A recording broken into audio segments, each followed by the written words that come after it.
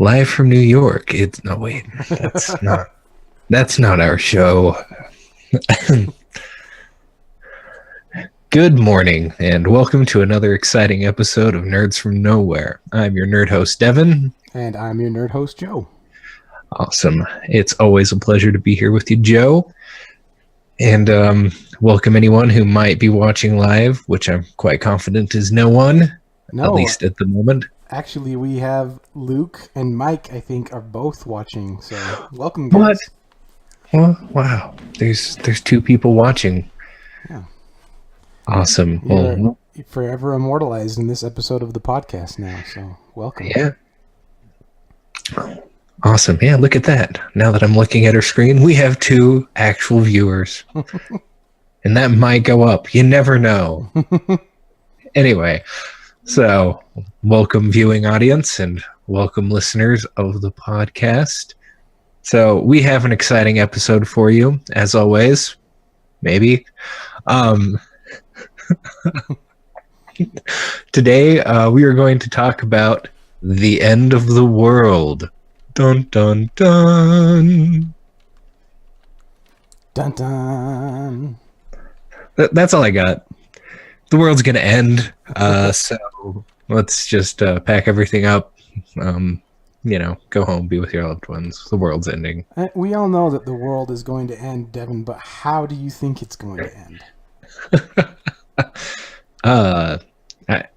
Giant roosters? Okay. I hadn't heard that one before. Yeah, I'm pretty sure giant roosters are going to kill us all. Okay. I don't know where they're going to come from or how that's going to happen. I'm just confident they're going to kill us all. Mike says the Stay Puffed. That's ridiculous. Giant roosters. Yeah. What? This show is grounded in reality. Thank you. Yeah. We don't subscribe to any of those ridiculous ideas like the Stay Puft Marshmallow Man. Come on. No, so I thought we could just talk about various theories of how the world would end. So let's talk about one that's very popular as of right now, zombie apocalypse. Okay. I don't know why that's so popular right now, but it really is. Everyone's quite obsessed with the zombie apocalypse. I can speak. I can always speak. So you work in a lab. How realistic do you think a zombie outbreak plague, like caused by a disease, would be? Very unlikely. Particularly the way they portray zombies and stuff in movies. A disease that causes zombie-like symptoms as far as aggression and stupidity? Maybe. But actual not being so much alive and being able to take a lot of punishment except for into the brain area, yeah, that doesn't make any sense. Mm-hmm. Well, what if it turned off all of your pain receptors? Well, that could happen. So, you'd still be susceptible to bleeding out and things like that. Right. That could work. I could get behind that. So maybe if it was, like a genetically engineered chemical weapon that was, air-based, maybe something like that would be feasible. When we're talking about fiction, I don't like my zombies to be science-based. Right. Because it doesn't make sense to me. I'd rather they just say it's black magic, and then I'm like, oh, okay, I'm on board with that, because that makes, magic anything is possible. Yeah. I do like Luke's comment right here. He says, too many rednecks would prevent the zombie apocalypse. That's a good point. We are safe in America. There are more guns than people, so... Yeah. We're head to the nearest red state, and you'll be fine. Yeah. Oh, and the parasitic fungus that infects ants. That's a good point. That is a good point. Because that completely like takes them over, and they can just kind of move on their or under its control, basically. Yeah. So, but ants are a lot simpler than humans. So I think once you get into that, size and stuff, a little more difficult. But that is a good point. Yeah. He's also, to clarify, he also said, and bath salts. So maybe the two together. True. So a parasite fungus combined with some bath salts. Perfect zombie right there. I like this. So here's my next idea. What if the zombies were created by nanobots? Ooh. You have Elon Musk trying to develop a computer brain interface. So let's say they learn to do that, and then you have your little nanobots. That are self-replicating. Boom! Now all of your zombies are created by computers. I like it. See, I was thinking maybe like alien organism parasite fungus. See, fantastic fiction. I think that would be such a fun story. But if you look at it, if life evolved on another planet, it wouldn't be well suited for our biology. I kind of doubt that would work well. Well, yeah, but obviously the aliens engineered it to take over our bodies. We're talking that this is intentional zombie parasite weirdness going on. I don't know. Mike says Elon Musk is the new Dr. Wily. This is the worst timeline. Oh gosh. Hey, as long as we get Gutsman, I'm fine. Oh, that's great. Or maybe Proto Man's theme playing before anyone enters a room. Yeah. I wish I could sing that right now, but I can't even remember it.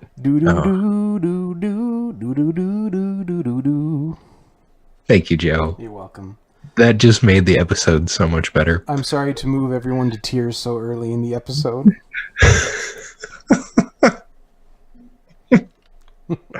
Oh, that's awesome.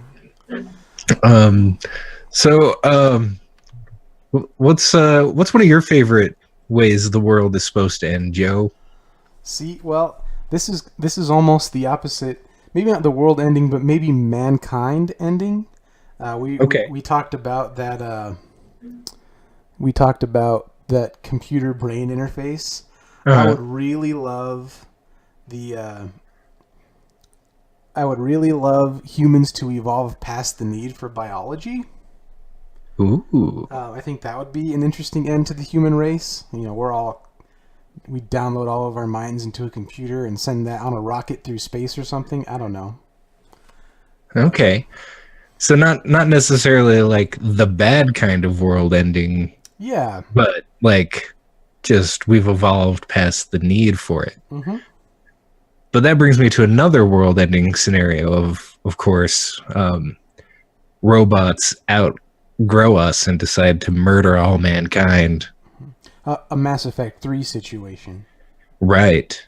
Or Terminator. Well, or people a million are other. so scared of that because as soon as artificial intelligence surpasses human intelligence, people are like, they're going to be done with us. We'll either be a slave race or they'll just wipe us all out because they'll be smarter. Which is why, maybe we are in the worst timeline, but you need to meld with technology, like that one Mass Effect 3 ending. Right. Spoiler alert. Just so you know, I meld with technology every night. Well, see, your children will be the next evolution. It's perfect. Yeah. I'm way ahead of everyone else. It's a family You're show, welcome, Devin. mankind. You're welcome. Super awkward. We can edit that out, right? Oh, yeah, absolutely. We could edit it out. It's staying in. Oh, okay. We could edit it out, though, if we wanted to. I just wanted to make sure it was possible. Yeah, it's totally possible. It's not going to happen, but it's possible. Okay. That's all that matters. I wasn't asking you to do it. We have in our list of possible scenarios for the Earth ending, the sun going supernova. That's like the most boring one, though. It really is, but it is in there. I mean, not going to happen anytime soon. I don't think. Unless everyone's math is really wrong. I mean, I don't know. How do you really study it that well? We don't really know. Right. Apparently I'm getting a phone call. Nice.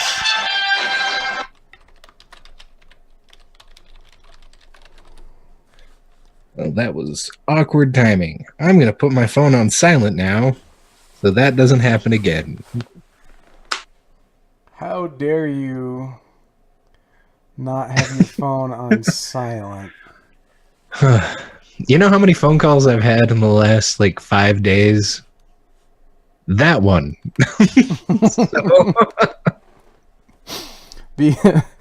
Mike says global warming is boring because it's the most imminent.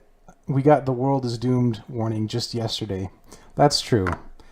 That's true. As far as storytelling goes, that's the most boring one. It's been done to death. We're all going to get to live that one here pretty soon anyway. So. Yeah. Or we'll all just be, chilling on beachfront property. That's true. That's true. In 1985, we were told the Earth only had 20 years left. Yeah, and it's been a little bit since then. 33 years. I can do math. Well done, I can't. So, you got one up on me. Well, what is your least likely prediction? I mean, besides the giant roosters. That was the most likely. Oh, okay, most likely. So, I'd have to go with giant grasshoppers. Okay. That one doesn't even make any sense. I don't know what I would be more scared of. How giant is giant? Are we talking 30 feet tall, 50 feet tall, or 8 feet tall? Barely taller than a guy. 7.5 feet tall. 7.5 feet tall. I think I would be more scared of a 7.5 foot tall grasshopper than a rooster. Yeah, I probably would be too, actually. That'd be terrifying. Mm-hmm. Yeah. Mike says the least likely is an alien invasion. That's true. I mean, yeah, that's true. If there are aliens and they do come here, why would we assume that they would just immediately want to kill us all? That's a valid point. They took all the time to get over here. Yeah. You know which one that always kind of bores me? And I probably shouldn't say this because I do work in a lab, and it's always the thing that everyone's always talking about, but the flu. Mm-hmm. We're all supposed to be scared because, in the 1920s, there was the Spanish flu and it killed so many people. But I think there were other variables in that, and nobody ever really talks about that. But it was during the war, and a whole bunch of healthy people died from the flu. But those healthy people also happened to be living in really terrible circumstances, like freezing cold and not having enough food and all of this stuff. So, didn't that somewhat contribute? I don't know. So everybody's always nervous that the flu is going to get really bad and kill everyone. I find it unlikely. We're going to be in a Star Trek situation where they have to go back in time, but instead of saving whales, they're going to get the recipe for chicken noodle soup and a 2 liter of Sprite.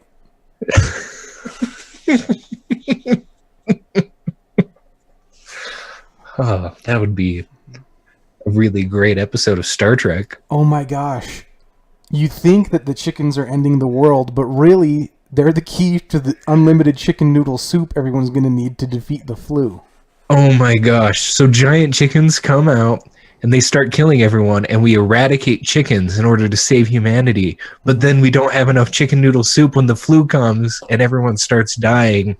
So we have to go back in time and save the giant chickens. That's right. That's right. Mm-hmm. Wow. We just wrote an epic sci-fi novel that is really, really stupid. I think it's fantastic. Star Trek 12 or whatever we're on now. We've got to do this. It's the new timeline. It's the new timeline. It's the next Abrams Star Trek movie will be them going back and rescuing chickens. And we'll all be like, we don't remember this. Alternate timeline, guys. Alternate timeline. Alternate timeline. Mm-hmm. Yeah. The effects rippled both directions in the timeline. So in the year 2018, there was giant chickens.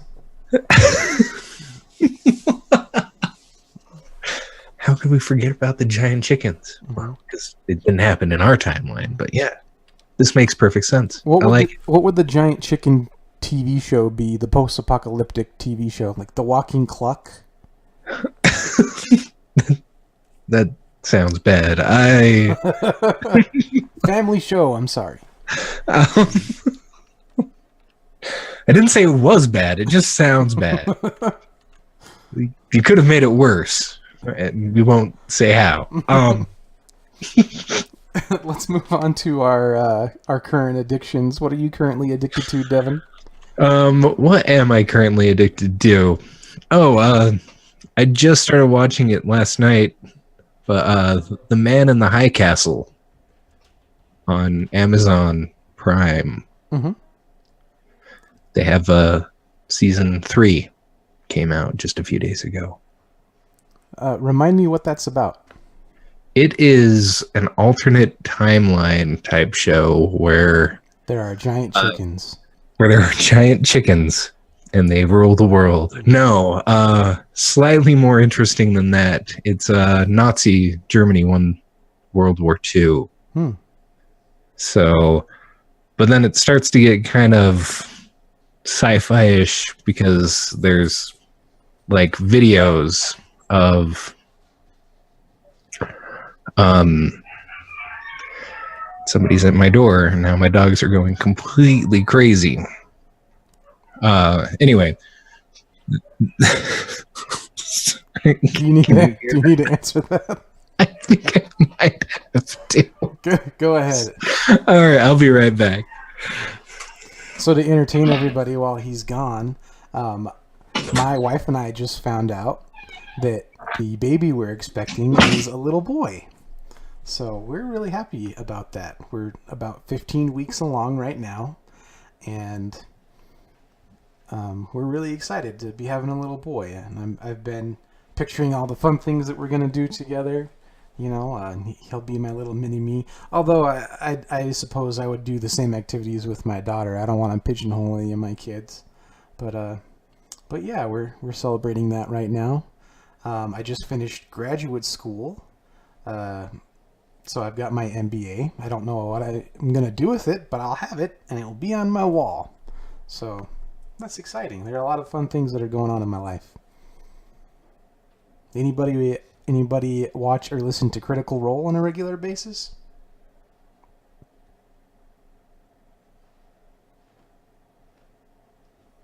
Dead air. I think these guys are probably like 30 seconds behind me anyway. Ah, yes. Mike comes through again. I love Critical Role. You've heard us talk about it before on the show, but it's a bunch of voice actors that play D&D together every week. So they get really into their characters. It's really immersive. And Matt Mercer is a fantastic dungeon master. I think Mike plays or streams a D&D game, if I'm not mistaken.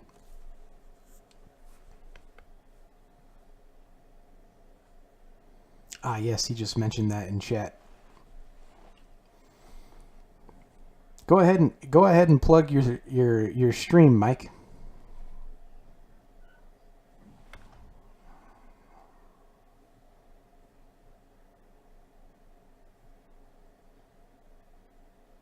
My favorite relationship on the show, I don't want to spoil too much, but there's a wizard who has a German accent. In the game world, he's Zemnian, and he has a relationship with a little goblin, and it's very much like a parent-child relationship, but not in the way you think.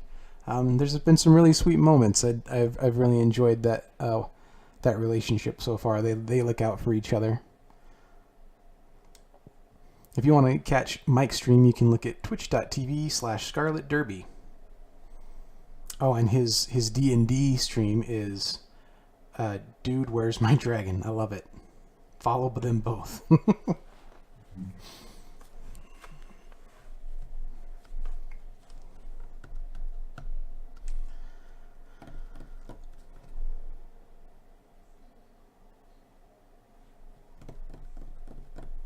Lately, I've been listening to another D&D podcast called Hit Dice. If you haven't listened to that, you need to check it out. They're not voice actors or anything, but they're really active on Twitter. So if you listen to them and have any questions for them, they're really good at getting back to you.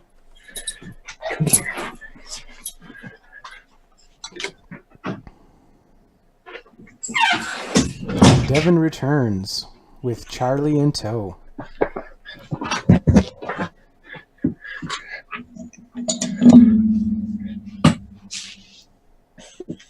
Devin is a dog.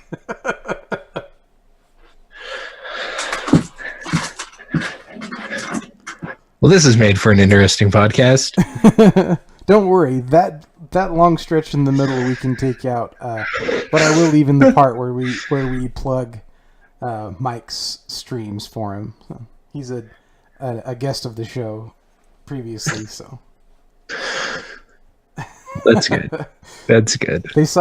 Mike saw your dog. He's like, "Oh no, Devin's a dog." People turning into dogs, not an anticipated doomsday scenario. So, well, it says you. I think if we did turn into dogs, we'd be more prepared to handle the giant chicken threat. Probably. I like this. Yeah.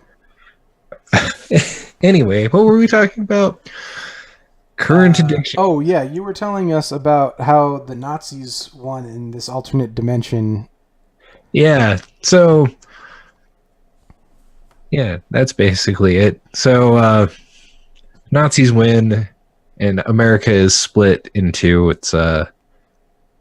you've got the American Reich is part of the country, and then Japan has like the West Coast.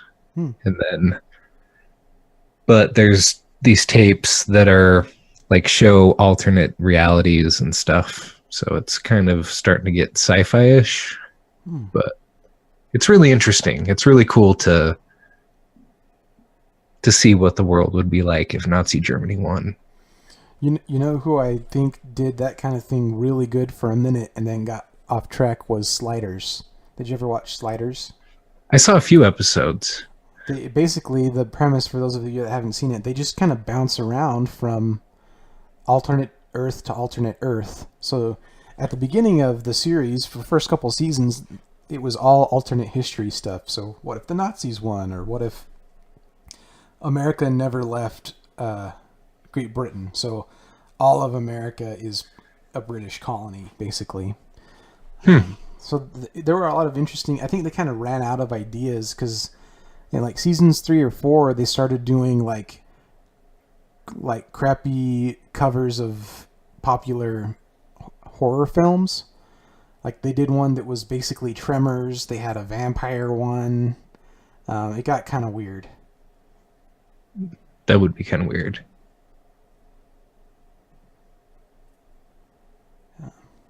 So I think they did the first seasons especially were really, really interesting, and you got to see lots of different scenarios like that. But yeah, it's a fun show. Yeah, well, this show is really, I really like it because it goes very deep. So you get to see a lot of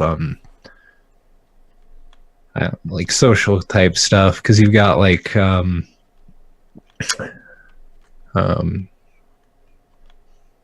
I can't even think of the term all of a sudden, but just I mean, there's the racial cleansing and all of that kind of stuff, but then also just anybody with disabilities has to be killed. And even one of the characters who is a Nazi, his son has some sort of genetic disorder, and so he's supposed to kill him. And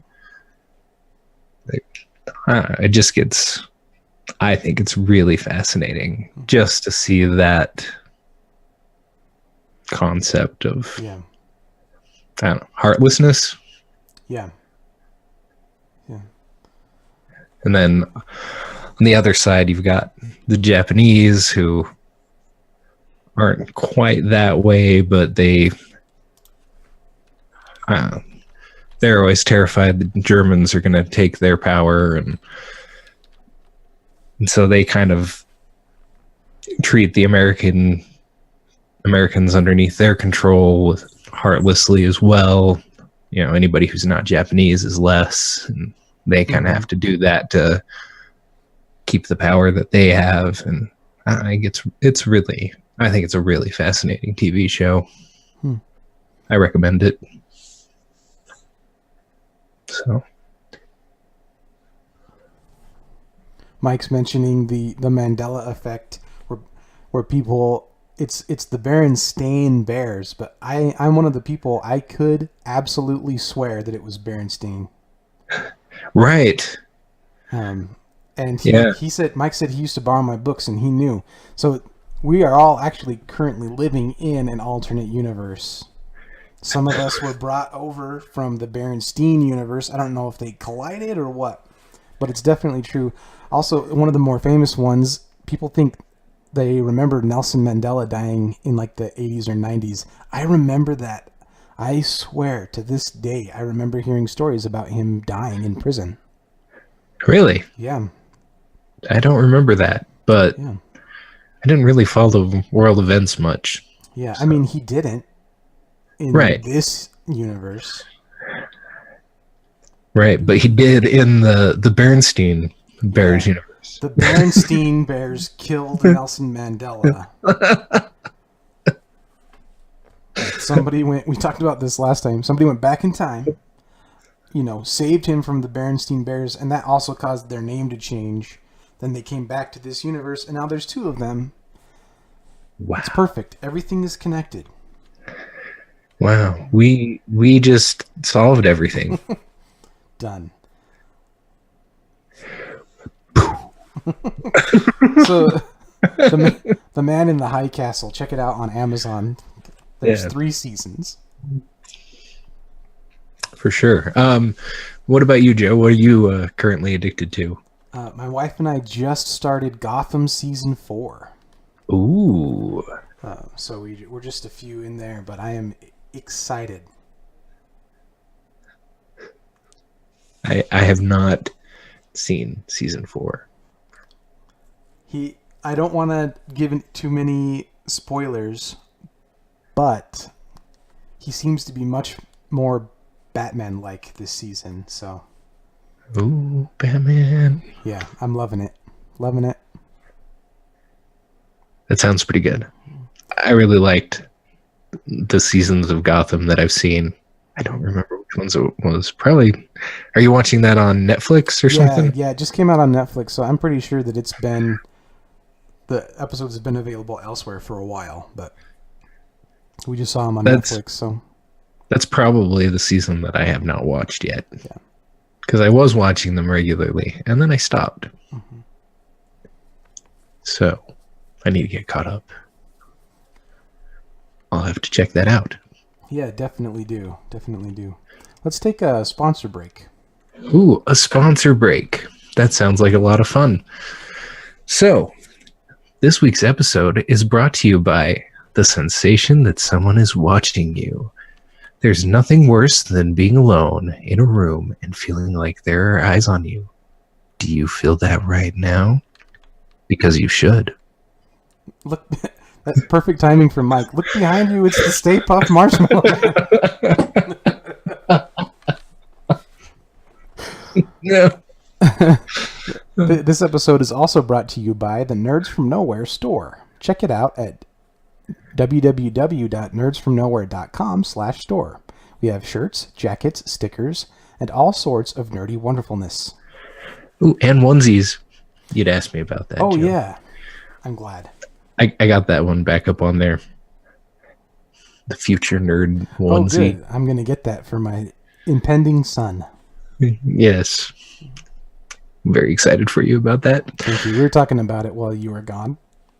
Oh, I missed it. Anyway. And then lastly, we are launching a Patreon page. So if you want to help us out in ways other than buying a shirt, you can support us on Patreon. And I'm pretty sure we'll have a link to that on our website. We'll say nerdsfromnowhere.com/Patreon. I think we can do that. We need to double check and make sure that we're allowed to put the name of, use Patreon in the link. Oh, yeah. I'm assuming we can, but if it's something else, we'll let you know. Yeah, we can always edit this in post. Or maybe something easier to remember. Nerds from Nowhere /subscribe /love. /love. Oh, I do like that. Yeah. That should be it. Yeah. This is officially it. nerdsfromnowhere.com /love. And that will let you subscribe to our Patreon. And there's all sorts of exciting goodies in there, like your own special nerdsfromnowhere.com email address and bonus episodes and a t-shirt. I think we put a t-shirt in there. And Yeah, we're going to highly be putting prepared. up the unedited versions of the podcast. Right, unedited podcasts. That, beware, because we edit out all of the adult content. There's usually not much, but there might be some, especially when we have unpredictable guests. You might be able to catch some random or swears. poorly timed F words, depending on how you feel about that. So, should we swear right now just so that there's some content in there? No. Okay, I was about to swear. I wasn't going to say the F word, but I was going to swear. I wish I could remember the wizard swears from the Harry Potter Puppet Pals. But I think those are all pretty bad, so. Probably. Oh, Hagrid's butt crack. Gosh, yeah, that needs to be edited out right now. We have to edit that out of even the uncensored ones. That's pretty bad. I apologize. Yeah. How dare you, Joe? Our episodes will only be available on Pornhub. Even then, I'm not so sure. Yeah, well, and if people show an interest, we'll definitely be creating more content moving forward. So. Yeah, we're definitely hoping to create more content. That's our goal. So, let's move on to our next segment, Russian bots and Star Wars. And just to clarify, when we say Russian bots, we're not talking about androids. And we're not talking about dolls either.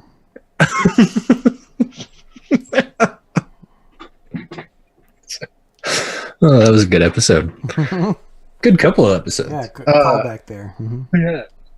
Yeah. So there was a study. We'll have to put a link to it in our show notes, but that said that Russian bots influenced the negative outcry over the last Star Wars movie. Now I read this study. I don't think you did, Joe, but you did read the article, and it's questionable at best. But I think the idea is interesting, and that's why I wanted to talk about this. So well, for me, I think that there is some credibility there, and here's why I think so. They've already had pretty conclusive evidence that there were these big mills in Russia that were trying to influence public opinion during the election.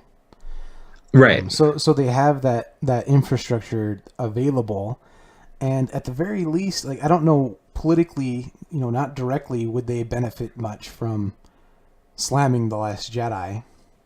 But it's good practice, right? Well, and that makes perfect sense.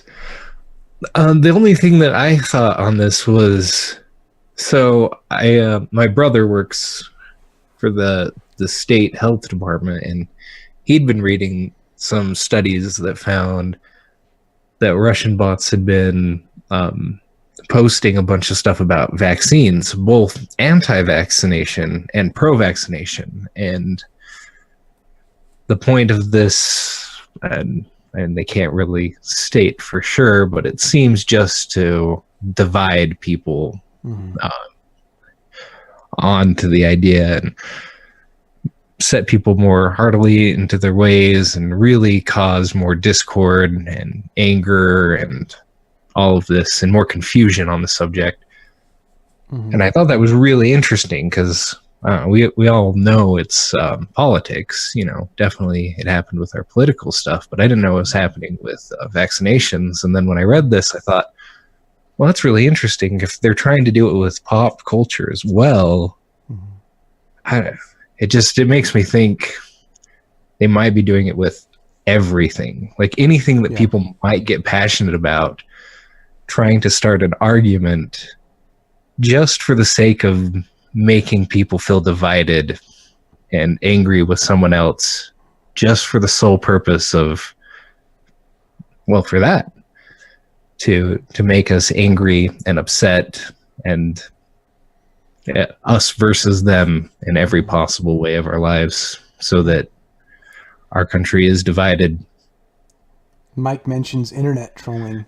Wouldn't this blow your mind if every internet troll ever was just a Russian bot? It could be. Imagine, let me blow your mind even more. Imagine if our current state of unrest and this political situation that we find ourselves in, what if 100% of it was all the result of Russian manipulation? People aren't even deciding to feel this way anymore. The Russians are just manipulating them into taking one side or the other. Way to go, Russia. Yeah, good work.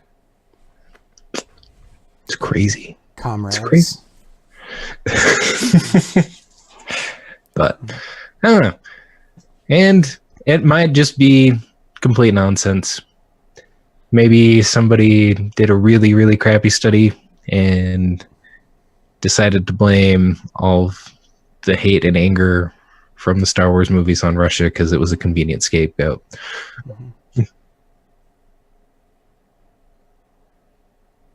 Yeah, that Mike and Luke both make good points. Luke says it's all the doping they do. True. Yeah, that's definitely it. They've been so enhanced with drugs that we just can't compete. And that's Mike true. says we have to be the dumb, panicky animals for it to even work. And that's true. But there does seem to be a lot of dumb, panicky animals in our country. Well, no offense unto people, but there really are. Well, and with The Last Jedi specifically, I have never seen so much venom over a movie. Right? It was weird. Like, I happen to be in the minority. I loved The Last Jedi. I think it's one of the best Star Wars movies that they've ever made. And if you even mention that opinion in any kind of a public forum, you would just be destroyed. Everyone would be like, you are Satan himself if you have that opinion almost. It wasn't like the entire community would jump on you, but there was enough people that would just be like, no, it destroyed my childhood. I'm an empty husk of a human being after seeing that movie. You should be ashamed of yourself. ghosts and demons should drag your soul down to hell immediately. Swears. Oh no. That one's in the Bible. I think it's okay. Yeah, it's a biblical swear. Yeah, the Bible swears are okay. As long as they're used in context. Yeah. See, I liked it too. I'll be honest, when I first started watching it, I was like, I'm not so sure about this movie. But then once I accepted the fact that it wasn't the movie I expected, I loved it. Yeah. So. Yeah, I think, anyway, I think there's something to say about it, but who knows? I'd like to think that nobody's that, I'd like to give America more credit and human beings in general more credit than letting a bunch of Facebook bots influence their real, actual opinion. I would like to as well. But then I look at some people I know and the things they post on Facebook, and it really terrifies me. So yeah. I do apologize. Yeah. But I do get scared for the state of our country sometimes. Yeah. There are some people that just seem to repost what they see on Facebook. And particularly some things that they just repost, and I'm like, that definitely wasn't an actual person that posted that. Why are you reposting this? Without leading us down too far down a dark road, I do want to say, there is the problem is that the negativity is the loudest thing we hear. It's not even that it's most people's opinions. But it's definitely the loudest things that we hear. And I think it's our responsibility as rationally thinking human beings to counteract that, not with more negativity, but by doing our best to put out a positive message. I agree with that. And part of it comes down to education. We know how to fact check things. And so when we see somebody posting misinformation, we have an opportunity, instead of saying, you're an idiot, why did you post that? We can say, hey, I actually went and this is how I found this information, and it turns out that that's probably not true. And here's where you can find the real answer. I love to do that. Mm-hmm. It doesn't always work as well as I hope, but I love to do that. Well, it can be difficult. It can be a difficult thing to do because people assume it's coming from a negative place. So you do have to be careful, because it's not your intention to make somebody feel bad or make somebody feel stupid. But I think we have a responsibility. But even more than providing information, I think we just have a responsibility to provide each other with uplifting, with uplifting material. In any chance that you get to do something that could help somebody or even a stranger, we have that responsibility, because the negativity is so much louder. You could go on a day where 100 different people say nice things to you, and one person calls you a jerk, and at the end of the day, you're just going to remember the guy who calls you a jerk, right? So how much positivity does it say, or does it take to overwhelm that negativity? It has to be a tremendous amount. And so it's something that we all need to be focused on, and it's so hard right now, but we have to do it. Yeah. No, I love the way that you just put that. I think it's wonderful. And just like our friend Jonathan London, who was on here, I loved his shirt, "Don't Hate, Create." Yeah. But I think anything that puts out a positive message instead of trying to tear down other people, I think that's the best thing that we can do for humanity in general. Yeah. And I think too, there's been really these big movements lately, and I think they've been largely positive, like the Me Too movement, giving a voice to victims that haven't been heard before. But it's been, in some ways, it's so divisive, but it's been so harmful to see people who take a hard line either way. If somebody has a dissenting opinion or an alternate point of view about any particular social movement, now they're instantly demonized. But I think we need to be able to have a conversation. I think it's really important. Right. That we can talk about things and try and understand other people's points of view. And if they have a negative viewpoint, I think instead of trying to tear that person down, what you do is you try and find common ground with them, and in places where you can agree, and let the other thing go. But right now it's so the popular thing is to attack somebody, and certain groups are try and destroy people for having certain opinions, and it's not a good trend. It's definitely not a good trend. But in that vein, I just want to say, everybody who listens or watches, or even people who aren't going to hear this message, I love you guys, and I appreciate your support. And do a good turn daily. Aww. I just want to say hello. Hello. Thanks, Luke. Luke says he loves me too. I love you too, Luke. Let's do our, before we sign off, let's do our future excitement. Ooh, future excitement. I'd love to be excited for the future. I went first with the last one, so how about you go first, Joe? What are you excited for?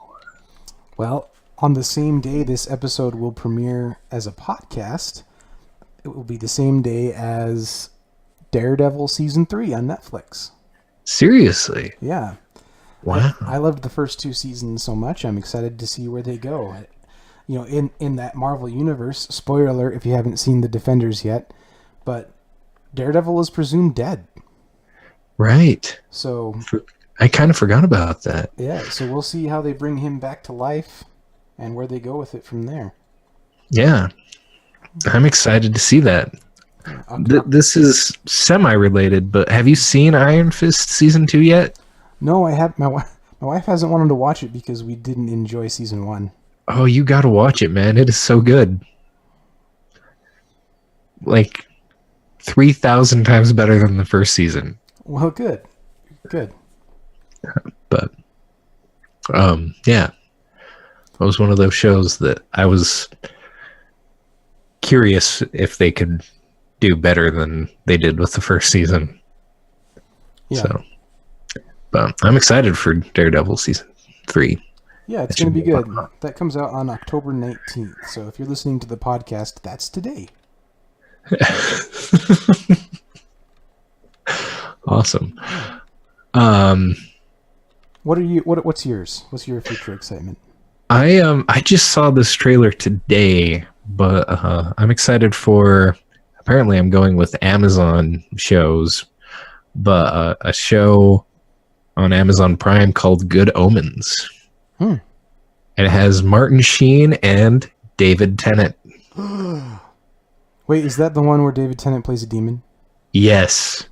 Martin Sheen plays an angel, and they don't want to give up their comfortable life on Earth, so they decide they have to stop the apocalypse.